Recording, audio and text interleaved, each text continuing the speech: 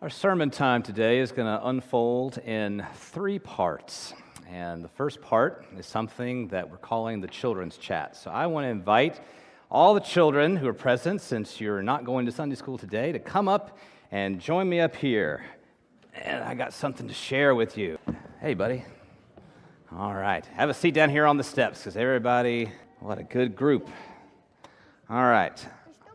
There's still some coming. Oh, boy. Come on. Come on. There's room. We'll make room. You're going to find out. No peeking. It's not donuts. No. All right. I got something I want to show you. Yep. Come on in. Just come on down here where everybody can see. Here is what I want to show you. What is this? Food. Well, it used to be... Yeah, it used to be a can of diced tomatoes. It is a can.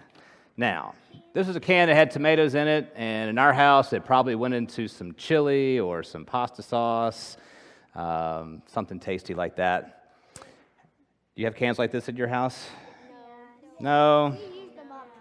You use them up. And when you use them up, what do you do with them? Throw them in the garbage. Throw them in the garbage? I hope you throw them in the recycling. Yes, thank you. You got to be good stewards of the earth. All right, but when we use up what's in here, right, we just take the can and we toss it away.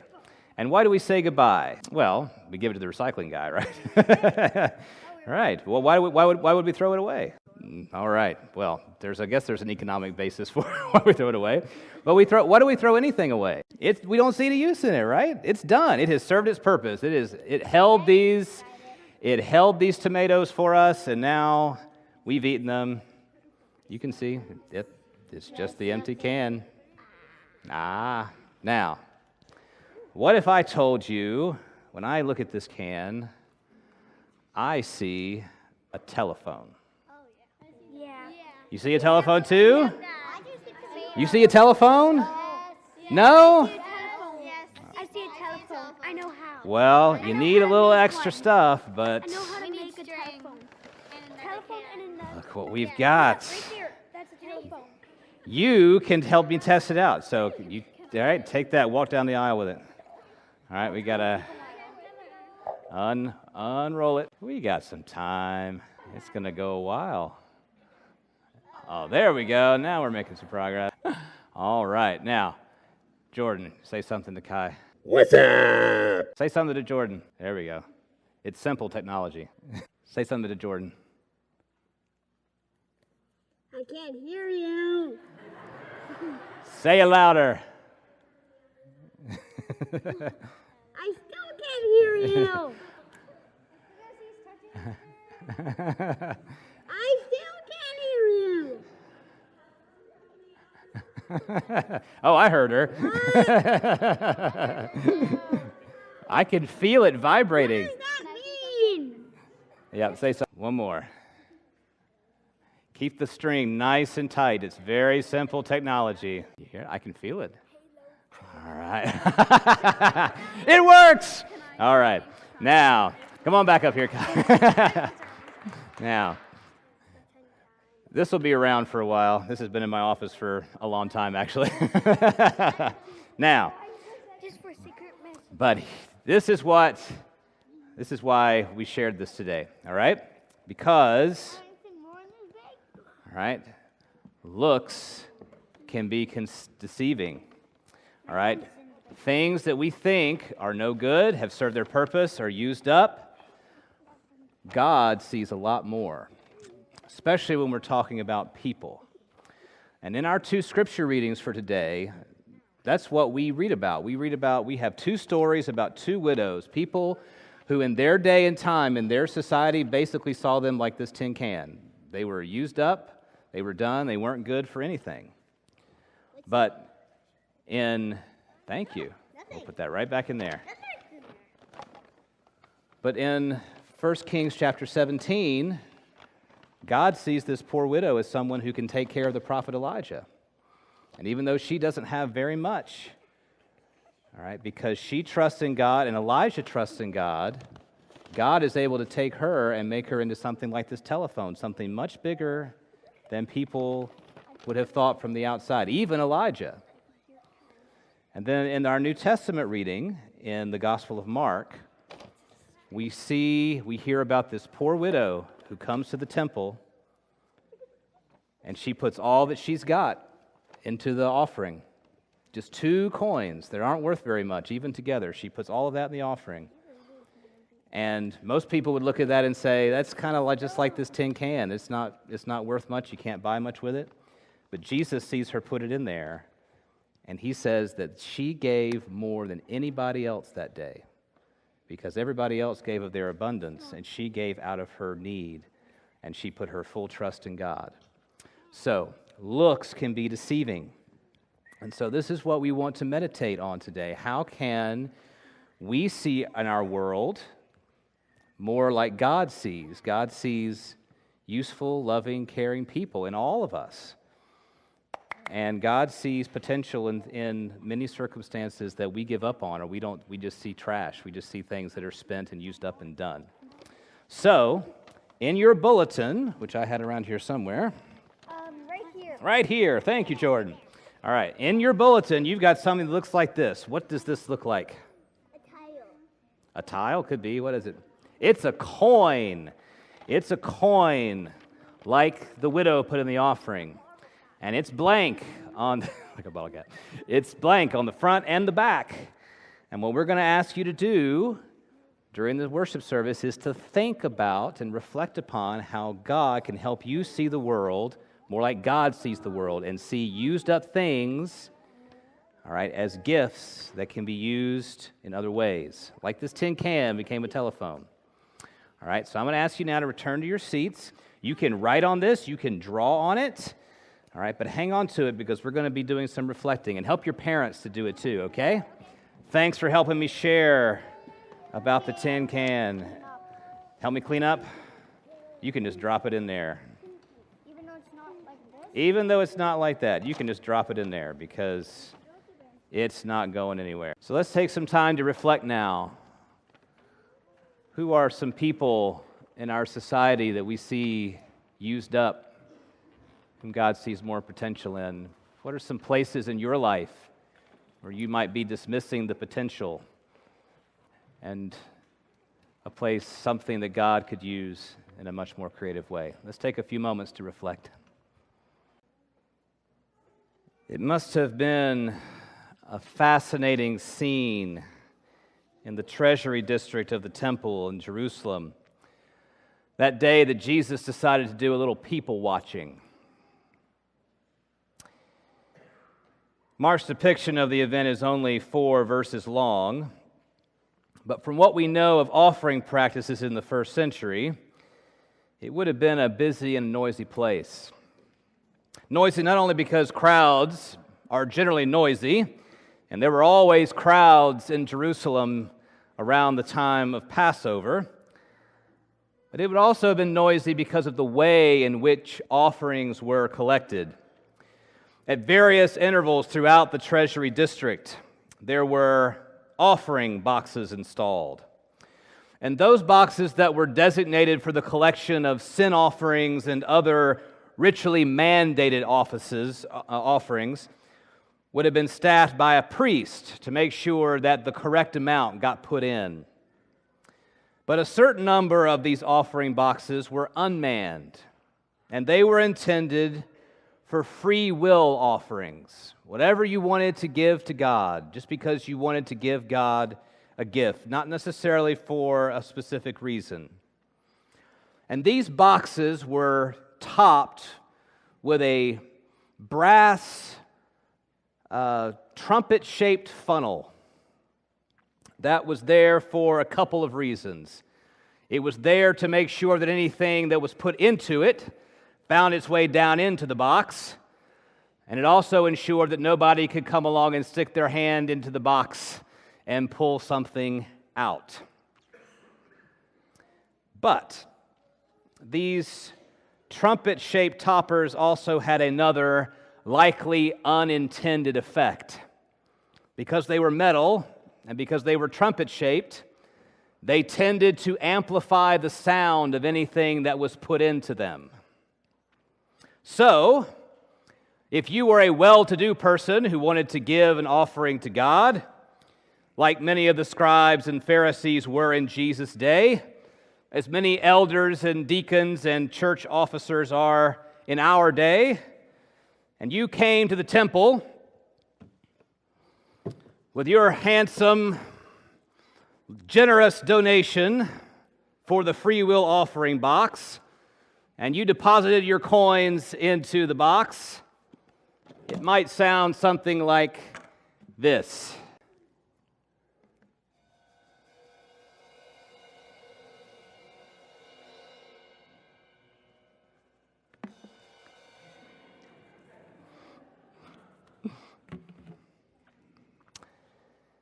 Anybody standing nearby would have heard the sound of your generous gift going into the box. And no doubt, some of them would have stared in wonderment or even appreciation for a moment or two. They may have even flashed you the thumbs up or given you an approving nod. So whether you went in search of that kind of attention or not, you'd probably receive it, and I imagine it felt pretty good. But if you were a humble widow like our central character in Mark 12, and you came to one of these offering boxes to put in your 2 small coins, say 2 dimes, and you dropped them into the box, sounds something more like this.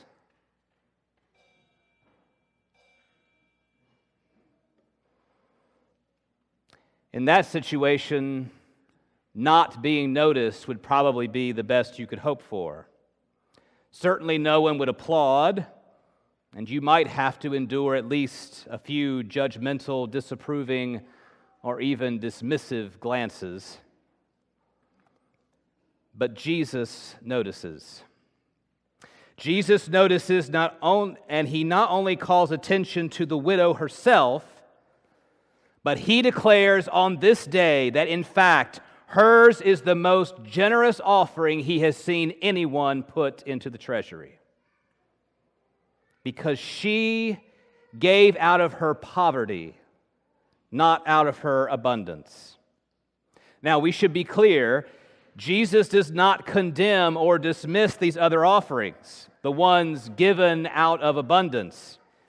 He simply declares that the widow's offering is the greatest of all the offerings that is offered. He puts things in context according to the rubrics of the kingdom of heaven. Not unlike when a movie star donates $1 million to disaster relief in the wake of a flood or an earthquake.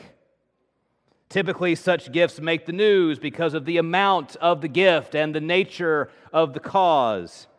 And no doubt the charities that receive these gifts are grateful, and they are able to do a lot of good work when they have those kinds of funds at their disposal. But when the giver has made $20 million on their last film, it can hardly be considered a sacrificial gift, even if it's a large gift. Plus, we know they get a nice tax write-off when tax time comes around. Jesus is more concerned with the size of the giver's faith than the size of the gift itself. Just as with blind Bartimaeus last week, Jesus wants his disciples, and that includes you and me. Jesus wants his disciples to see differently, to assess value and significance differently, according to these rubrics of the kingdom of heaven.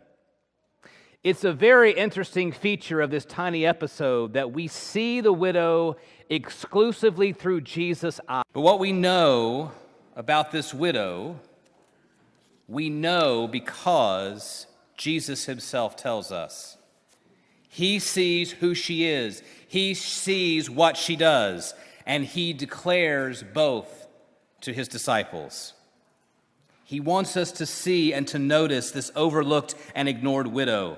He wants us to see her humble yet generous offering. He also, I believe, wants us to see and understand that there are reasons why widows like this woman typically only have a couple of meager copper pennies to give.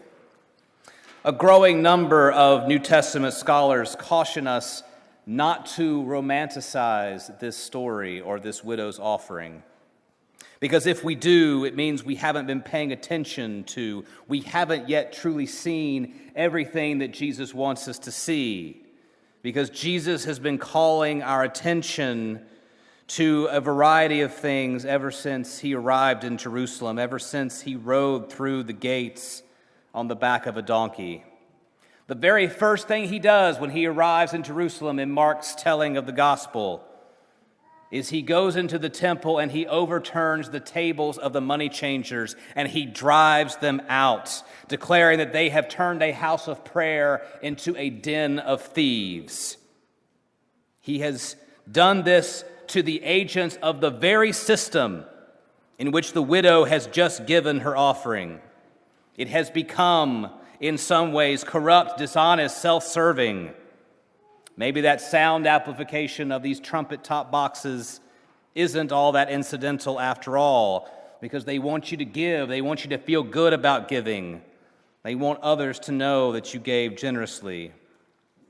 He also, after he overturns the tables, he debates with the Sadducees about the resurrection. And they pose a hypothetical question to him about a widow who at one point in her life had been married to 7 brothers. She was a widow 7 times over, each time marrying another one of these 7 brothers, and they want to know from Jesus, in the resurrection, whose wife will she be? Because she was married to all 7 of them. Jesus dismisses the proposition as ridiculous because this whole business about marriage isn't going to matter much in the resurrection. Jesus says we will be like the angels in the resurrection, and we will neither marry nor be given in marriage. It's a hypothetical question, but it's also one that exposes, if we are paying attention, if we are seeing a very real and precarious circumstance that many widows in Jesus' time faced, that they as women were entirely dependent on the men in their lives. They were viewed as little more than property to be passed around, and a widow who could not remarry faced a very uncertain future without the economic provision and protection of a man. Let's not forget that the widow of Zarephath, when Elijah meets her, is preparing a fire for what she presumes will be the last meal for her and her son. She is completely destitute. This is the end. And yes, through Elijah and through her own faith, God provides for her by multiplying her meager amount of oil and her meager amount of flour. But there are cultural and economic reasons why widows, like the widow of Zarephath and the widow of Mark 12, have so little. Why widows in general represent the poorest and most vulnerable members of society, and why throughout the law and the prophets, the Lord commands God's people to make special provision for them. Yet, like so many other aspects of the law and the prophets, those instructions often went unheeded. Perhaps most condemning of all, immediately before Jesus calls our attention to this poor widow and her meager but significant offering, he calls out the scribes for their prideful and self-righteous faith practice, along with their lavish style of living. For like the money changers he drove out, they have corrupted the worship of God and exploited the people in order to perpetuate a system that benefits them, that bestows upon them these long, lavish robes that they love to wear out into the marketplace, a system that gets them the best seats at dinner parties and in the synagogues. And to sustain this lifestyle, Jesus says they devour widows' houses. They prey upon the most vulnerable in their society instead of providing for them, paying special attention to them. They take more from those who have the least to give. All of this serves as the context in which Jesus calls our attention to this poor widow here at the end of Mark 12. There are reasons why she only has 2 copper coins to give. And like the widow of Zarephath, if we read this story honestly, there is no doubt a hint of resignation, even desperation in her offering. This is all she has left. But like the widow of Zarephath, perhaps because she knows the story of the widow of Zarephath, she is willing to give it all to God because her faith, her trust is in God completely to see her through, even if things look hopeless. And I believe that Jesus calls our attention to her not only so we can see and imitate her faith, but also so that we can learn to see the systems that create and entrap people like her in our own day, in our own time. And if our faith in God is as genuine and well-intentioned as hers, I think it will lead us to do a better job than our forebears did in taking care of people like her, which means exposing, confronting, and seeking to change these systems that perpetuate her condition. And I say that with confidence because, along with the condemnation of these corrupt Sadducees and these corrupt systems, the other thing that Mark 12 hinges on is Jesus' declaration of what we refer to as the greatest commandment. One of the scribes came near in Mark 12, verse 28. One of the scribes came near and heard them disputing with one another, and seeing that he answered them well, he asked, "Which commandment, Jesus, is the first of all?"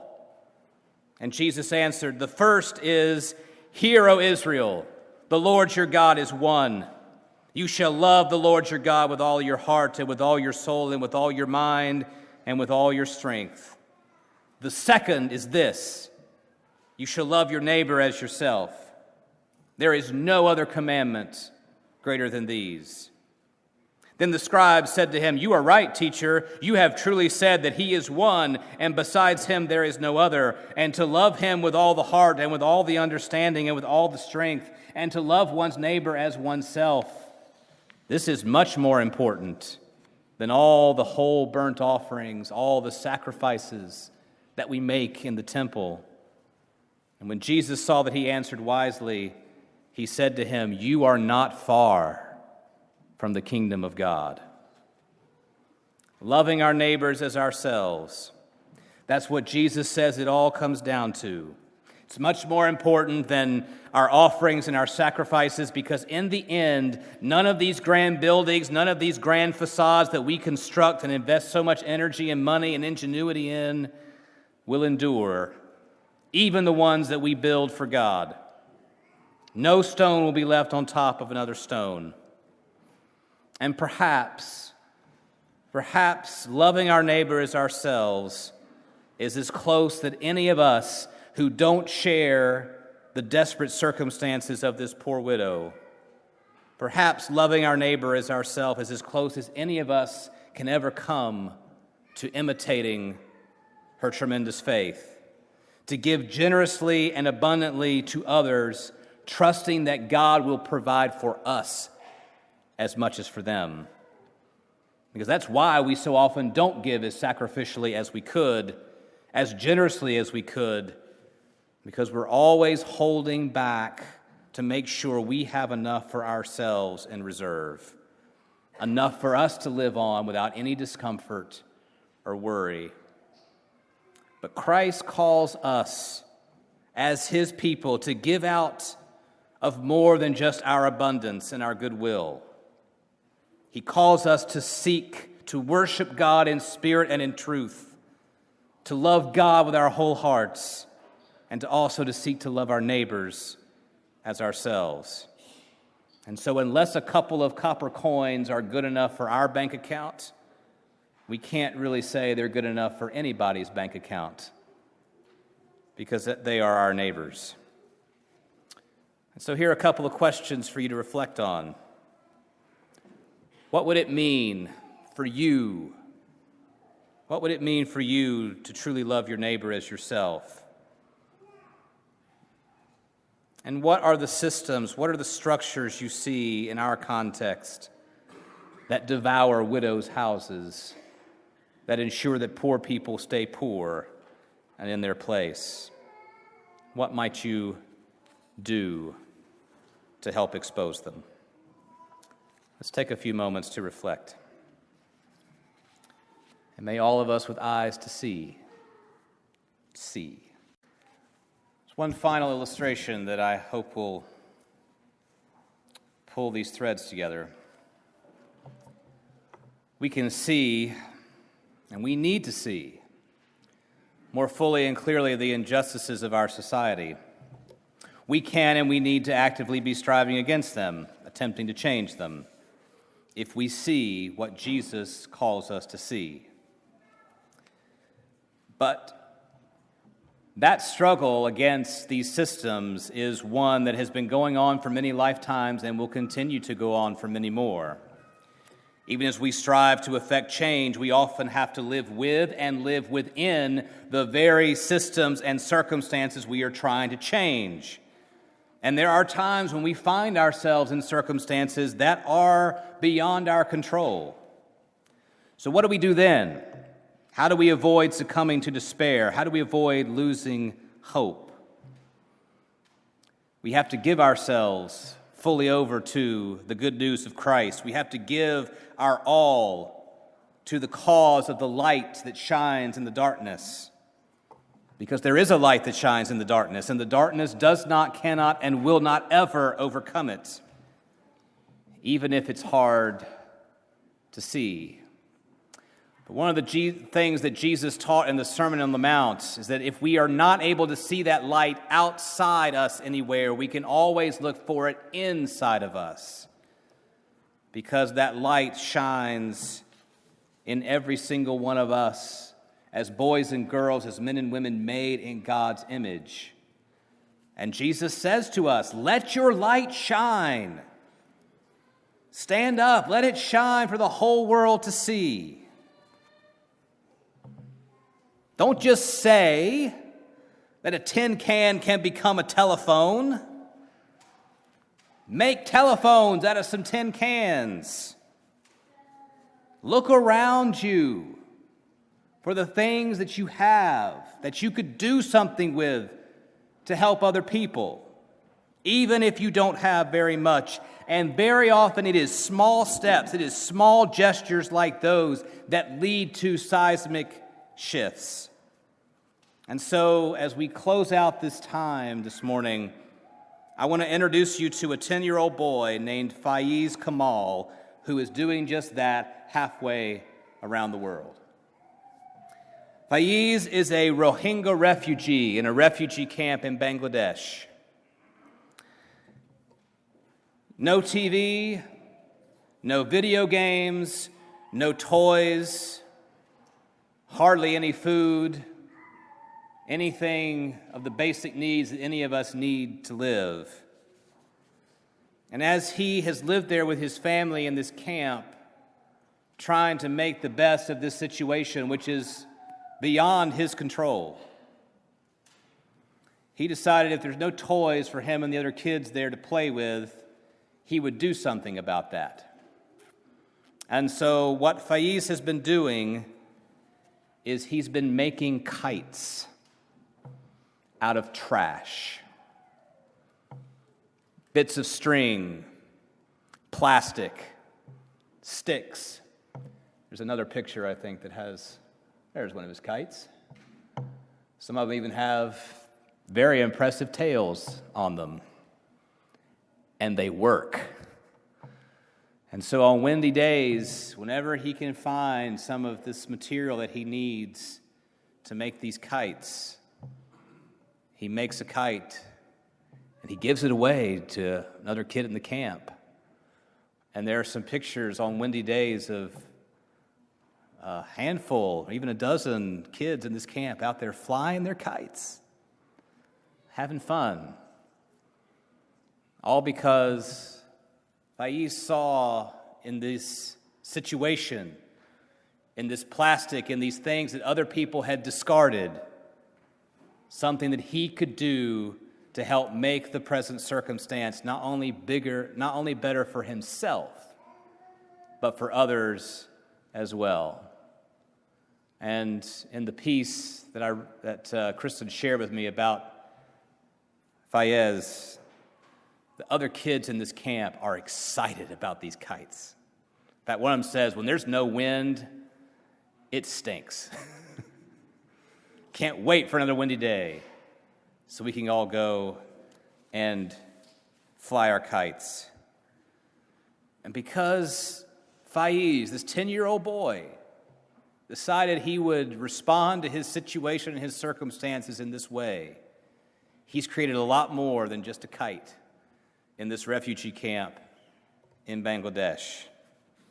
And I think if Jesus were here watching this situation, just like the poor widow in Mark 12, that Jesus would call our attention to Faiz and what he's doing and call us to imitate him.